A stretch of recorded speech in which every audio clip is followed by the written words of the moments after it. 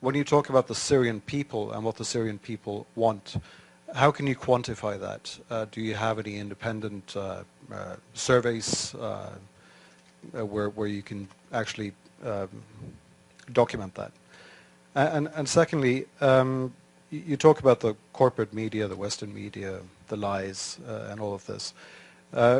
Could you explain what you think might be the agenda from us in the Western media, and why we should lie, why the international organizations on the ground should lie, why we shouldn't believe all these absolutely documentable facts that we see from the ground, these hospitals being bombed, these civilians who are talking about the atrocities that they have been experiencing.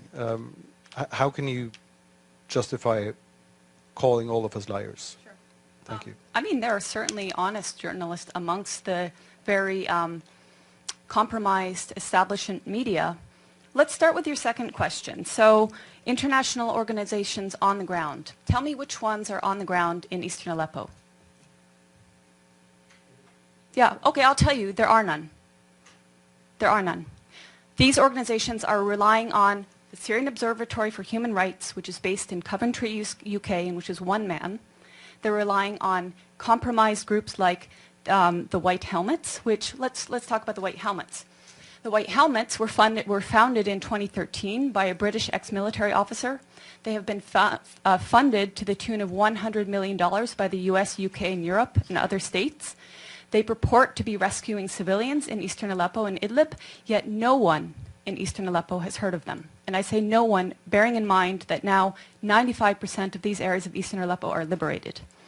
The White Helmets purport to be neutral, yet they can be found carrying guns and standing on the dead bodies of Syrian soldiers. And their video footage actually contains children that have been recycled in different reports. So you can find a girl named Aya who turns up in a report in month, say, August, and she turns up in the next month in 2 different locations. So they are not credible. The SOHR is not credible. Unnamed activists are not credible. Once or twice, maybe, but every time, not credible. So your sources on the ground, you don't have them.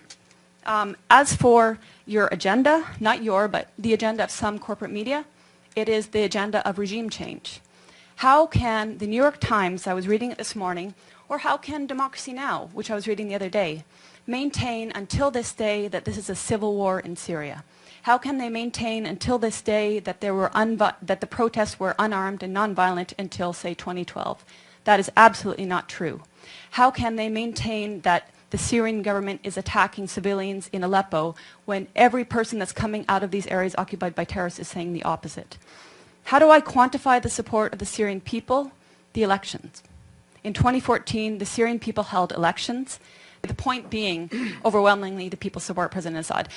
There are people that want change in the government. We're not pretending they don't want change. Everybody wants change. But in terms of support of the government, the point is they don't see President Assad as the problem. They see the problem as terrorism. They see elements of problems in the system that they have there. But President Assad, they don't see as the problem. They actually overwhelmingly support him. So I'm basing it on their choice in their leader, and I'm basing it on my interactions with people in Syria.